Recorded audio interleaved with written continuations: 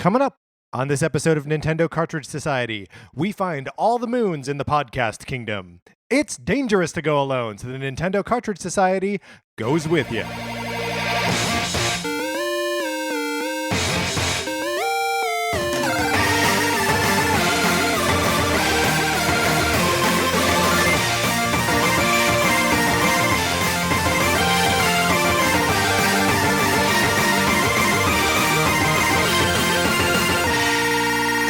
Welcome to Nintendo Cartridge Society. My name is Patrick Ellers, joined as always by my co-host, Mark Mitchell. How's it going, Mark? It's going great. Yeah. I'm in a Mario mood. We're all in a Mario mood. We will be talking more about Super Mario Odyssey later in this episode. But, first, just some general housekeeping stuff.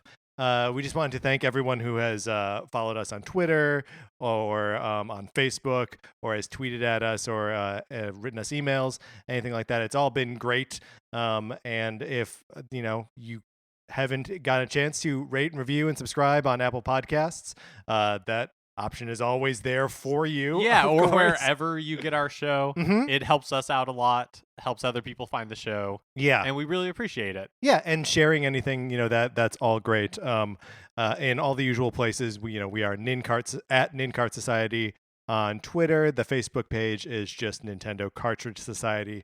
And if you would like to write us an email about a topic that we have been discussing or about anything Nintendo related, you can send that to Nintendo Cartridge Society at gmail.com. And thank you to everybody who has done so already. We really love reading your guys' reviews and stuff we may have missed or messed up. Oh, yeah. We like receiving that stuff, too. There's nothing I like more than someone saying, actually, because, hey, look, we're not experts. We're not experts. We are fans, sometimes poorly informed fans. But we have opinions. Oh, boy, howdy, do we have opinions. We do have an email from Greg Smith regarding last week's episode, which, if you recall, was zombie games on Nintendo platforms. Greg writes, just like you can, to Nintendo Cartridge Society at gmail.com. Greg writes, hello, longtime listener, first-time caller. Y'all missed one of my absolute favorite Nintendo zombie games, the Wii title House of the Dead Overkill. It's highly stylized, campy, has an infectious grindhouse flavor, uses Wii motion controls perfectly, and provided me tons of college dorm room fun. Sounds like the exact antidote for Zombie U. P.S. Writing this as I get in line to buy Mario Odyssey. Lots of kids wearing cappy hats. Very cute. Best, Greg Smith. Thank you, Greg, for that observation about zombie games, specifically House of the Dead Overkill. There were a lot of zombie light gun games on the Wii. Yeah, so it's its own genre, right? That there were these sort of on-rails light guns zombie shooting games. You got both the Umbrella Chronicle games. And you've got Dead Space Extraction? Yeah, that sounds right. Okay. So that's 4 whole zombie games that are probably identical. We should do an episode next Christmas. And by Christmas, I mean Halloween. We are going to do it next Christmas. We can do it next Christmas. I don't have any experience with House of the Dead Overkill. I like the way Greg is describing it as highly stylized, campy, and infectious grindhouse flavor. That does sound like more fun than Zombie U, which was just grim. Oh yeah, it's definitely tongue in cheek. The ones I played the most were the Umbrella Chronicle game. Oh yeah, and were those also like kind of tongue in cheeky? Only in that way that later stage Resident Evil was, where they were kind of winking at it, but also kind of serious about it. Right. When you're like, I think you're too dumb to be satirical. Yes, exactly. Okay. Yeah. We also got a text from our my friend and listener of the show, Pete. He mentions regarding our conversation last week about Resident Evil 4 and whether it was the inventor of QuickTime events. Oh, yeah. Pete says Die Hard Arcade had QuickTime events before Resident Evil 4. No idea if that was first, though. So, there we go. Die Hard Arcade, at the very least, beat Resident Evil 4 to the punch. So, Resident Evil 4 is just a ripoff of Die Hard Arcade. Yeah, That makes sense to I think me. that's why. Yeah, that makes sense to me. That's fine. I think that's what we're saying. That is the official Nintendo Cartridge Society stance. Resident Evil 4 is a ripoff. Put it in the book. In the book of Die Hard Arcade. Mark, let's get into our main topic and talking about Super Mario Odyssey.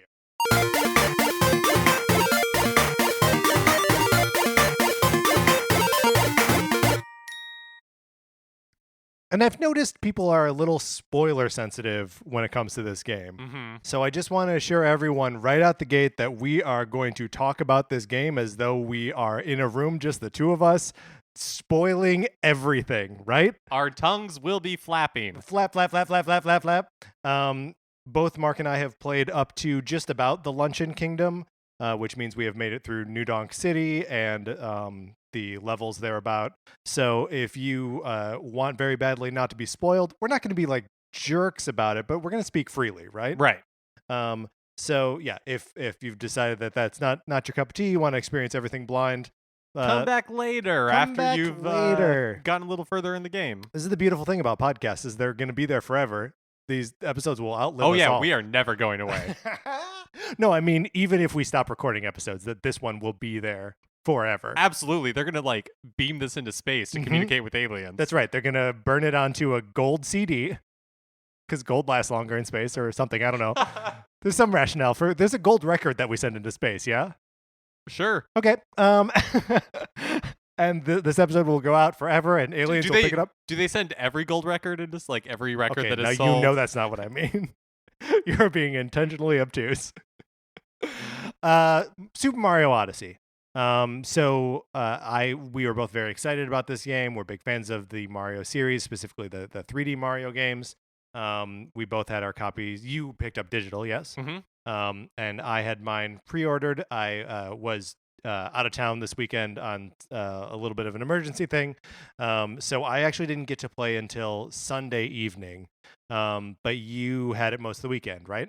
Yeah. And I didn't get as far into the game as I wanted to. My hope was to kind of get through the story missions, but I got wrapped up in the first couple of worlds, like really trying to get every moon in those places before I moved on, and that is a fool's errand. Right. So that's a great place to start, because I also at first my first night, I played through. It kind of shushes you through the first couple kingdoms, and the first time that I really realized that like, oh, I can stick around and really dig into a kingdom is the Sand Kingdom, which is the little Mario in his mariachi hat and like poncho. Yeah, like the kind of Dias de los Muertes. Yeah, Dia de los Muertos. Yes.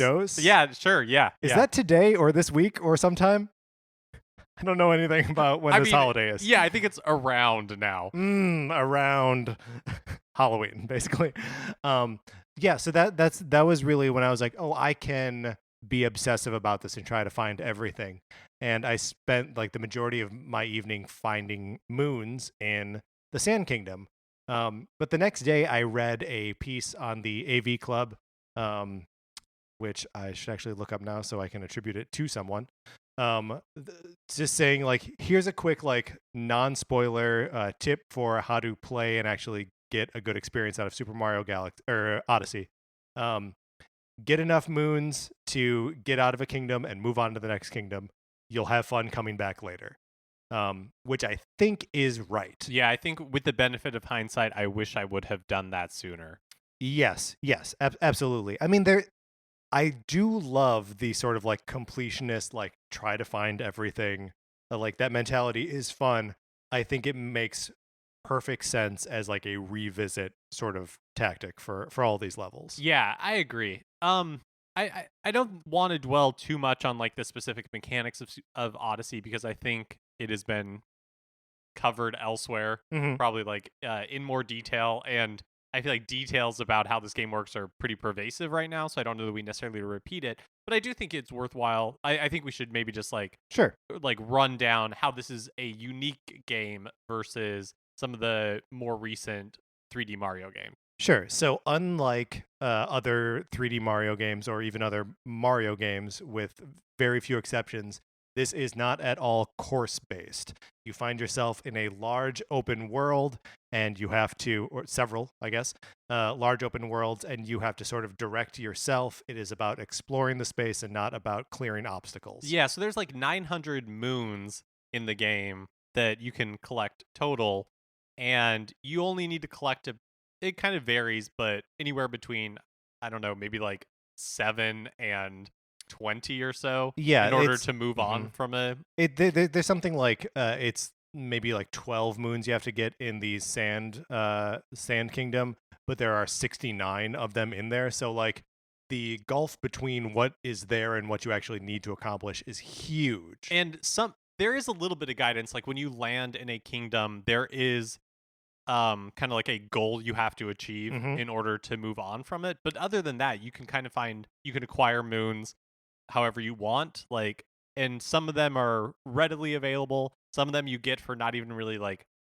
doing a whole lot. One you can just buy from every shop in every world. Every kingdom has a one moon that you can just buy with 100 coins, which is nothing. Like you're swimming in coins, right? Because there's no one ups in this game. It's all just you lose 15 coins. I think 10 coins. 10 coins yeah. when you even less die. than you were thinking it was. And so I'm like lousy with coins at all times. Oh yeah, me too. And then on top of that, there are kingdom specific currencies which you use for basically the same reason, same purpose of buying like kingdom specific costumes, outfits, costumes, hats, and things to decorate the Odyssey, which is your hat-shaped ship. Hat-shaped ship. I really had to think about that one. Hat-shaped ship. Yeah. So, and the outfits don't really serve too much of a purpose beyond just making Mario look adorable. And, being so cute and so much fun. Yeah, I'm excited every costume I buy. Every now and then I buy one where I'm like, I'm not going to make him wear that. But I'm glad I have it. Yes, I'm glad I have it. And I will dress him up in it later to make him run around like a fancy little man. Have you encountered any favorite costumes to this point? I really like his swimsuit. I like the boxers. Making him run around in like his swimsuit of boxers. I really like his cowboy outfit. I like them all. Even like I think my least favorite one, which is an easier grab, is the like caveman one. Caveman one from the prehistoric kingdom from or whatever it's called. that very Cascade Kingdom. I don't think I bought that one. Oh, I think it's ugly. Or his hat. I hate his hat. I hate the hat. I think my favorite so far is his like little gangster outfit from New Donk City. I think he looks so funny in that. That hat is just so good.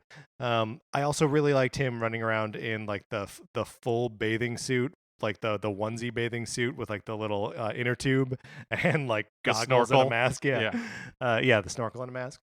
But yeah, like you, I think there's I don't stop taking delight in dressing him up in stupid outfits. But there is something a little bit strange about not having, like, that there's no power up from these things. There are like no powers that he gains from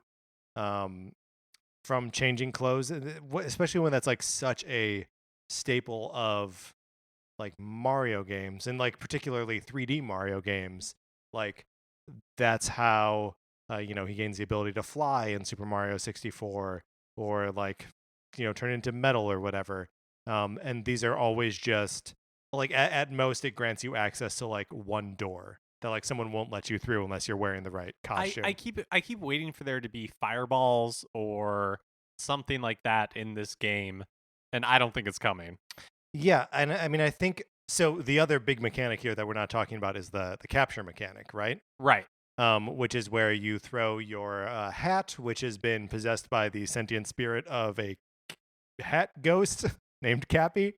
Yeah, I'm unclear if he's dead or if he looks like a boo. He looks right? like a ghost. Yeah. So, but I don't know that if he's dead or if he is that's just his true form.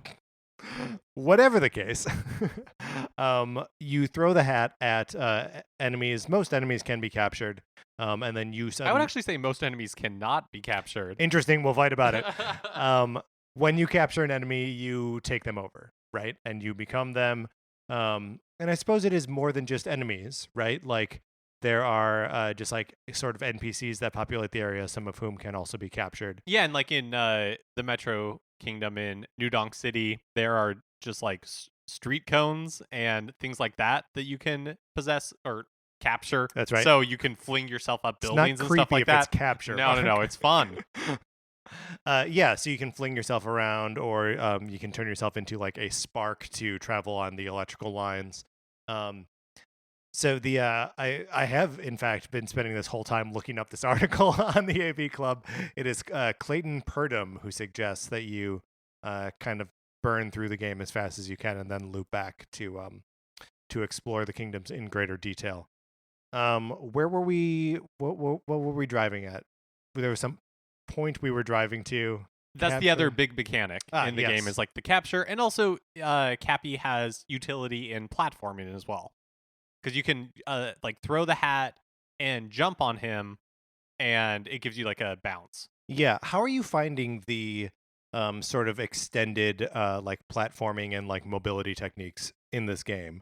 Because it's a little different from like most Mario games. It has like the triple jump. It has the sort of like backwards cartwheel somersault thing. It's got the crouching backflip, and it's got the like running crouch long jump, which are all kind of like staples of Mario games. But it has a few, like a handful of other like sort of extended techniques, including throwing the hat and like jumping off the hat. Mario's also got this like little dive now that he didn't have before, or at least it doesn't function quite the same way that it has in previous games. He can roll as well. I don't know how are you finding like the platforming and just mobility in this game? So I was surprised at how much motion controls are integrated into the game and into the control scheme. Every time you turn on the game, it prompts you.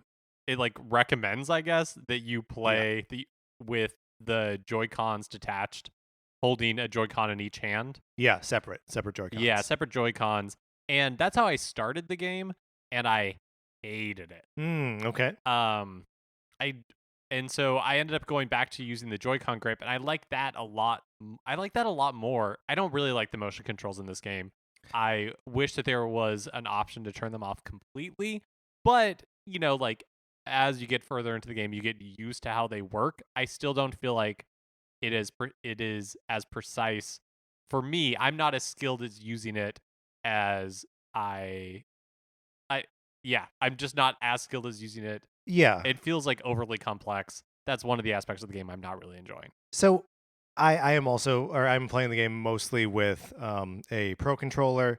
I've played a little bit just undocked in handheld mode. And then for a little bit at work today, almost just to like try it out, I took the Joy-Cons off and played it, with the kickstand down, like that. And I don't mind the split Joy-Cons. That's fine. It feels like Galaxy to me, which you basically had to play the same way with Wiimote in one hand and nunchuck in the other. But yeah, for me, like what's kind of a bummer about the motion controls is that they're just like different gestures that could be mapped to like buttons or button combos. I just wish there was an option to just use buttons. Yeah. Well, and like for the most part, there are really only like 2 or 3 things that you would ever use the motion controls for, right? Throwing the hat around in a circle around you, and like throwing the hat up. And is there also like a throw the hat down? There's a hat, throw the hat down. There's also like if you throw Cappy and you want to correct towards a enemy, the homing, yeah. Then you like flick it to the left or flick it to the right, and it will like home in on like the nearest enemy. Okay, yeah. I mean that's also it's used for when you're climbing a tree if you want to climb faster. When you're rolling, if you want to roll faster. If you want to throw something further, if you want to make the Goombas jump higher. Yeah, if you want to those creepy little plant enemies that grow vines. Like Yeah. you get if you shake the Joy-Cons, they grow like a little extra amount. Stuff like that. Yeah. But all of that feels like the sort of extended technique stuff where like you can accomplish most of what you're doing in the game without ever having to use those like motion moves. With I mean the one like real exception to that for me at any rate is any climbing thing. I want Mario to climb faster. Why would I want him to climb slower? Um and like having to shake the thing, usually means that I hold it in one hand to like make Mario move faster. And then like I don't have total control over him during that time. Um It also drives me crazy that there's no dash button in this game. yeah, I mean that's kind of standard 3D Mario though, right? Drives me crazy. Drives you crazy? Yeah. You want something to hold? Well, so the weird part is some of the enemies when you capture them do have dash buttons. So it's a weird little inconsistency. Um yeah, I don't know why that is. Why there is no dash button for Mario. So this game takes a lot. I won't say it takes a lot, but it definitely feels like the teams at Nintendo were influenced by each other when developing Breath of the Wild and Super Mario Odyssey.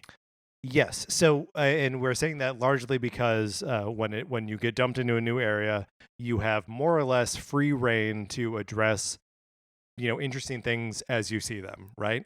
There was a little bit, a couple weeks ago, where there was an article that came out, kind of detailing how Hyrule was designed, with these like different kinds of shapes, that there were like triangle shapes, so that you could like when the player encounters them, you have to decide like which side you start to go around, and then having something discoverable on either side of like a triangular shape.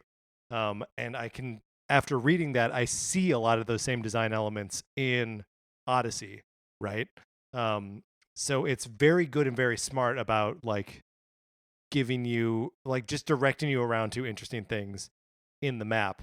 So in that way, I'll agree that it does feel a little bit like Breath of the Wild, but it's obviously very different, right? Yes. So what how do you articulate that difference? Like what are you finding that I think in your Mario. experience I think of it? Mario is less suited for. So I find the experience of discovery less fun in Super Mario Odyssey than I did Breath of the Wild. Mm-hmm. And I think some of that is with my expectation of what a Mario game is and what a Zelda game could be, right? And so like Mm-hmm. Zelda, I enjoyed this sense of just being like lost and not and just exploring the world was fun and exciting. Yeah. I'm finding less of that in Odyssey, although it is getting better as the game goes on. So from New Donk City, when it becomes like the lively metropolis, Right. after The you complete like right. the first mission. Yeah, the first like big mission, it's raining, there's a like electrical centipede monster on top of The the city's kind yeah. of empty, Yeah. but like once that opens up, and then the two kingdoms that I've experienced after that, like the beach one and the snow kingdom, Mm-hmm. that the game has picked up a lot of momentum from that point. Yeah. The first couple of levels of the game, I'm not enjoying exploring. Like the Sand Kingdom, Mm-hmm. I do not find that fun to run around in. Oh, I really like the Sand Kingdom, but I recognize that there are huge stretches of it that are just like sand dunes, which is like I don't know, necessarily empty. But the pockets of civilization within it, I like a lot. But I think yeah, for me, there's I like the points of civilization in the game, whereas in Breath of the Wild, I liked the wilderness.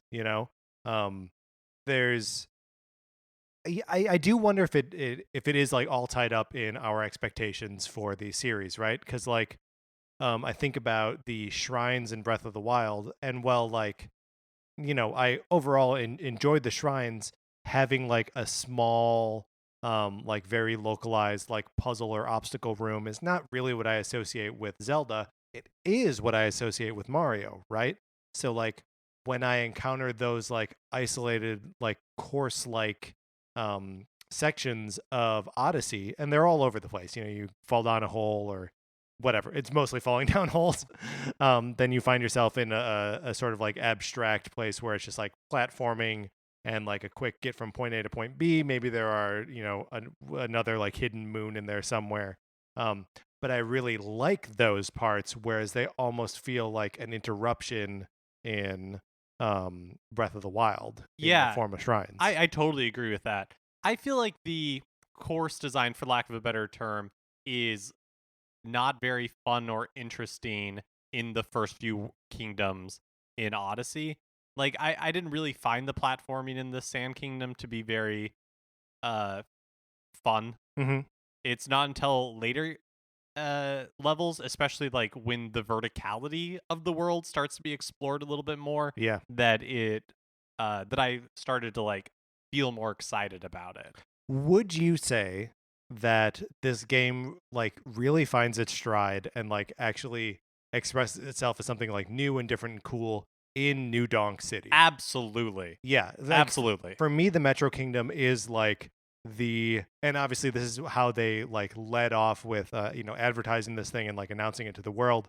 But like New Donk City is, in my mind, what's special and unique about Mario Odyssey. Totally. And like when it was first announced, like New Donk City is so weird and jarring, like Yeah. like artistically, like compared to what we're used to in Mario. Mm-hmm. Because it's like it's realistic looking, but not photorealistic, and so like the everybody in it kind of has this like uncanny, almost like mannequin like appearance. Yeah. And so like cautious, it looked cool, but just something that was totally outside of Mario. Yeah, well, And and specifically outside of Mario, in that it looks like parts of 3D Sonic games, like Sonic 06, very notoriously has like a really crummy like real world. I think most of it, right, like takes place in a real world looking place, and has a lot of NPCs that are like normal proportioned human beings interacting with Sonic the Hedgehog, and so like seeing that here raises some red flags, right? Um, but in reality, when you get there, it's so good. mm-hmm. In fact, I feel like this game does not put its best feet forward. Absolutely Like not. The very first kingdom that you go to is the Cap Kingdom. oh, so boring. It's so boring and like kind of dark, and the music is really like a bummer. And like it's not until like the Cascade Kingdom, which comes next, where like it kind of livens up a little bit. But even that, getting like you're not into like the fun stuff in the Cascade Kingdom right away. You've got to really find it, and like to my mind, not really until maybe like the Wooded Kingdom or the Metro Kingdom where like stuff really starts to get awesome. Yeah, I totally agree. And some of that for me is like I miss the music. Yeah. The one Yeah, let's talk a little bit about the music. Another thing that this game takes from Breath of the Wild and kind of that open world design is there's not like pervasive music in the world. It's basically like when you hit like in the Sand Kingdom, those areas of civilization, Yeah. that you get some sort of like background music. And when the music is good, just like in Breath of the Wild, when the music's good, it's oh so good. Yeah. But there are also long stretches where there's no music at all. Yeah, where you're just kind of getting like ambient noise or yeah. Mhm. Mm-hmm. Yeah, and I mean it's it does feel like the sound design of this game saves music for cool moments, right? And like I don't know, I keep thinking have been thinking about since I did it. Um the lead up to the party in New Donk City, which is so based on music. And again, maybe that's part of why you and I are responding to it so much. One of the things you have to accomplish for the mayor, who is Pauline from the Donkey Kong games, is you have to gather a band of musicians, four disparate musicians who are just like throughout the city. There's a bass player, a guitarist, a drummer, and a trumpet player. And they're all like playing music, and they're sort of playing along with the like quiet ambient background music. And when you like actually collect them and they give you a moon and it plays like the little "you found a moon" music, they play along with it, which is awesome. And so you're one by one like adding them to this band, and they're playing in City Hall, and they're however whichever musicians you have started to play together. Um, so like I got the drummer and the bassist first, and so there's a little bit where just the two of them laying down the bass and drum line for like the Mario theme. Um, and if you just leave Mario to stand there, he'll kind of like dance along to it. I love it. Like it's such like a celebration of like engaging with the music. Um, and like as you go through all of this stuff in New Donk City and finally get to the party. Can we talk about the party? Please, it's my favorite part of the game thus far. Yeah, mine too. So you have restored power to the city. There are musicians, whatever. You go down a pipe and you are suddenly launched into one of the games like notoriously awesome 2D sections. But it's based on Donkey Kong, the original 1984 Donkey Kong, 82 something. Who cares? And the Jump Up Superstar, the song that Nintendo has been using to advertise this thing since it was announced, plays like in its full glory, right? Like she's singing along and everything. And it's not a challenging section by any stretch of the imagination, but like the way it like transitions from like one set of 2D levels to another, and they're just like fireworks and people cheering. You feel so good being Mario in that moment. Yeah, it's like a victory lap. It is like a victory lap. And you get up to Donkey Kong and he's standing on top of like 4 little question blocks and you just hit each one and it takes him out.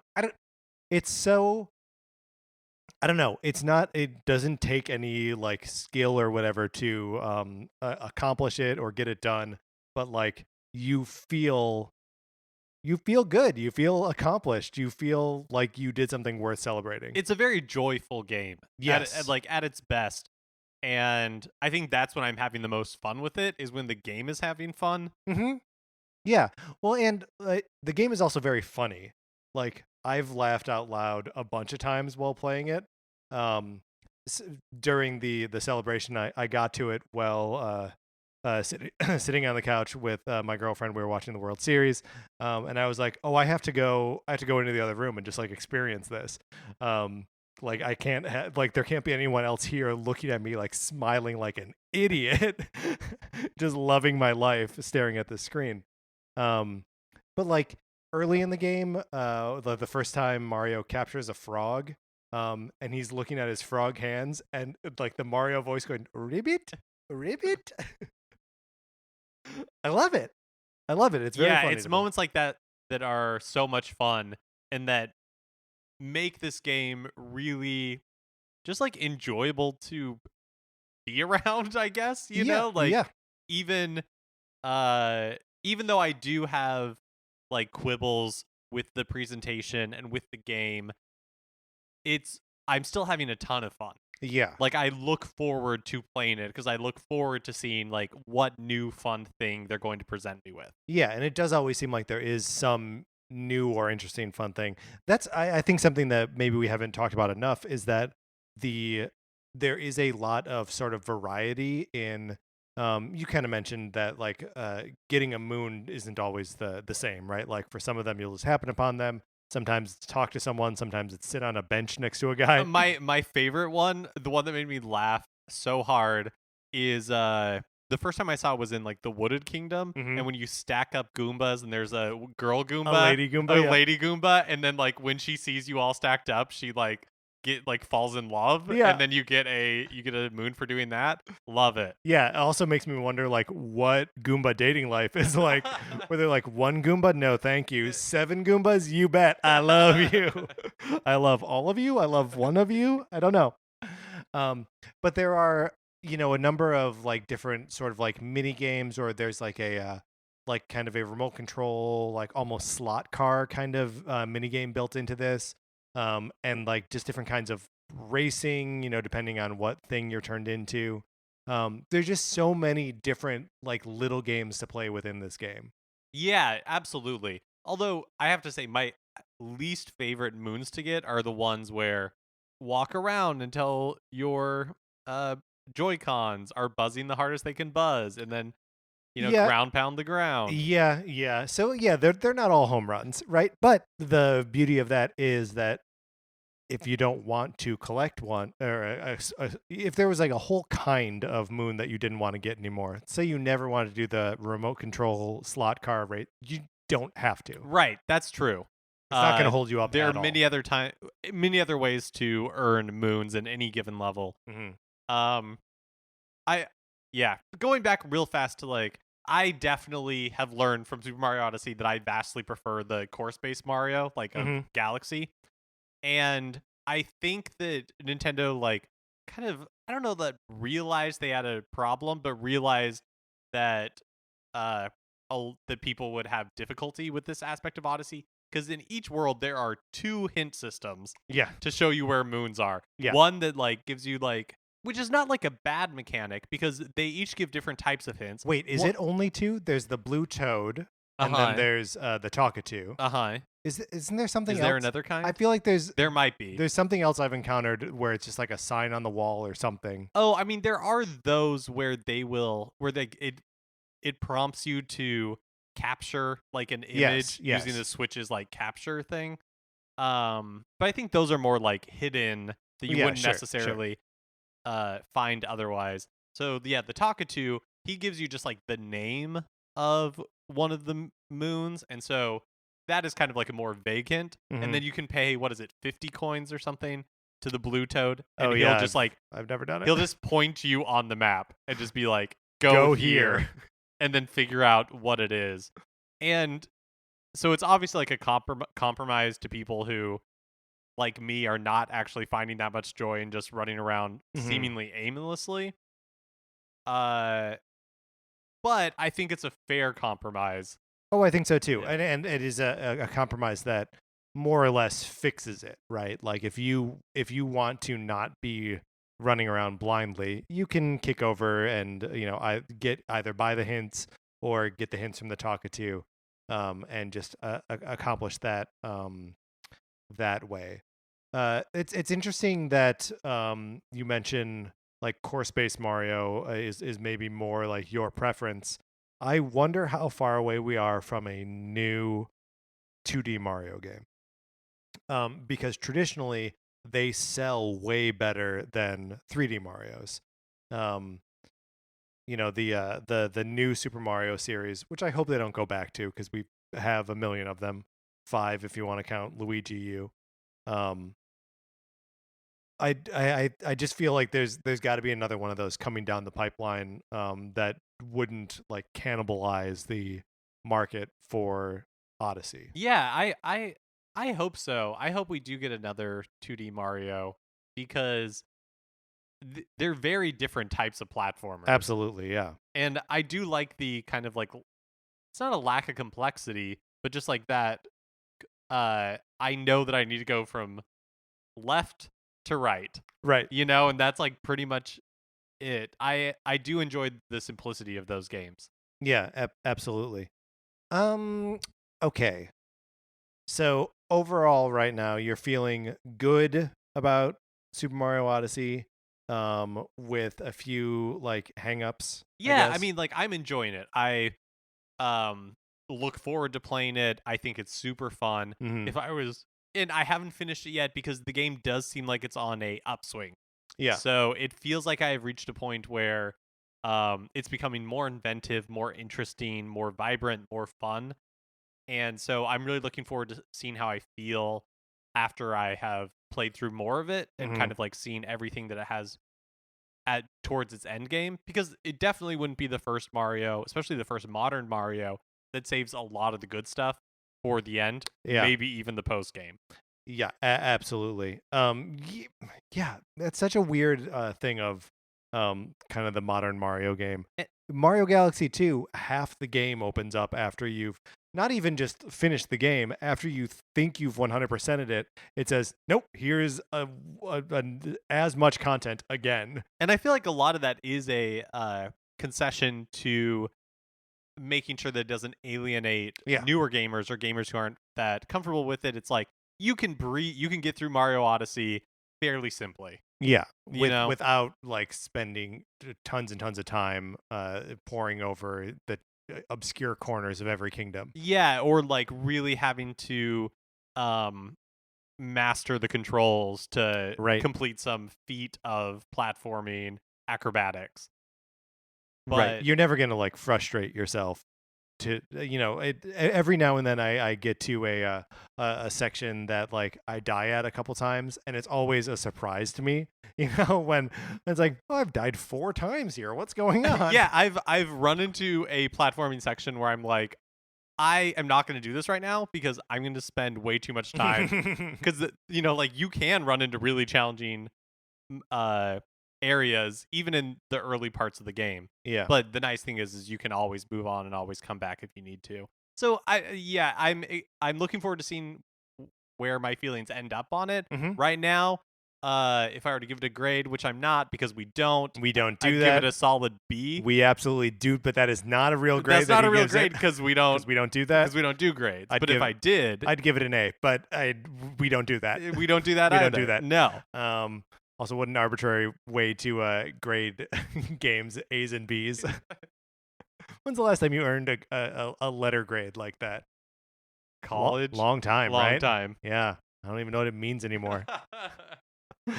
All right. Before we wrap up, we've already brought up like the inevitable comparison to Breath of the Wild, and just these are obviously 2 amazing games to come out in the Switch's launch year. If you have to choose one over the other, which do you choose and why? Well, I will preface your preface by Okay. saying they are 2 very different games with very different goals that Mhm. share some similar design elements, but I would say not insignificantly either. yeah, Like totally. that they feel like sister games of different series. Yes, absolutely. Breath of the Wild, hands down. Me too.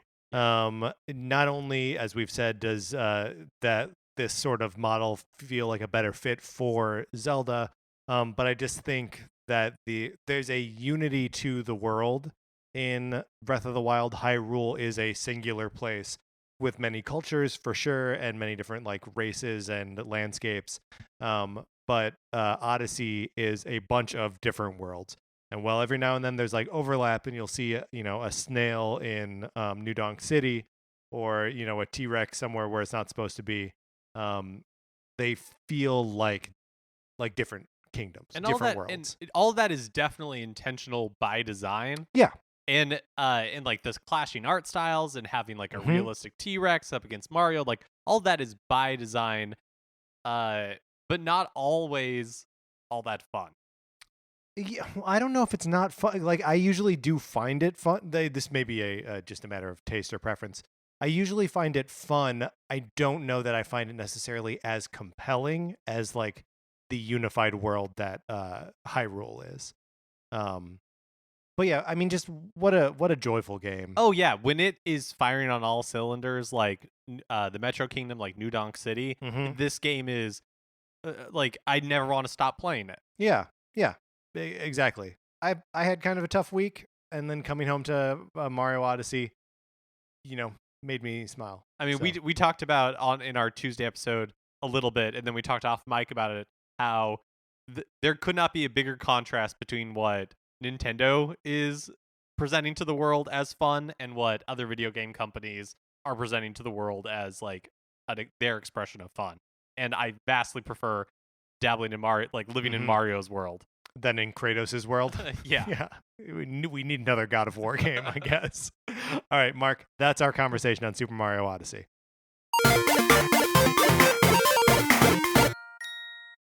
But what do we know? We need to hear from you. You need to tell us how you're liking Super Mario Odyssey thus far. And hopefully you're still with us and that we didn't scare you off with that spoiler warning.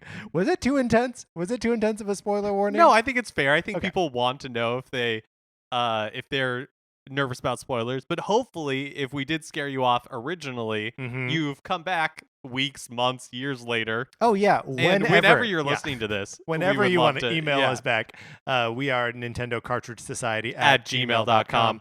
and let us know if we're in sync with you, or if how we're wrong about the music in Mario and everything that we're missing. Whatever. Write to us. We'd love to hear about your experience playing this game.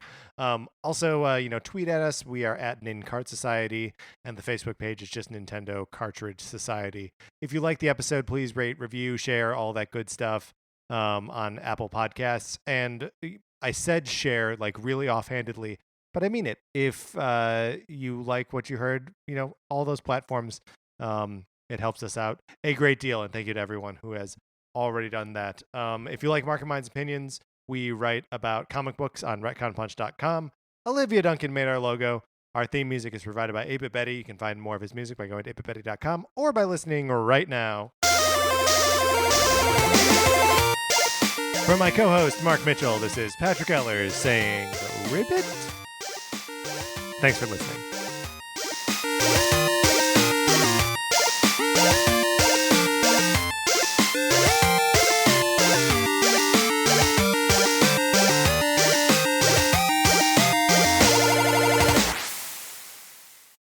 What's a Creative Podcast Network? The Notebook, Titanic, High School Musical, the great love stories of our time. In real life, we don't get to see these love stories unfold. We miss the moment when two people decide they want to spend the rest of their lives together. Lucky for you, Let's Fall in Love, a new podcast, hosted by me, Naomi Villa, delivers you a love story each and every episode, and you're there from start to finish. I ask my guests a series of revealing questions that will no doubt lead to us falling in love with each other. By the end of this, I hope to be in love with everyone I know. Listen, review, subscribe. Okay, bye.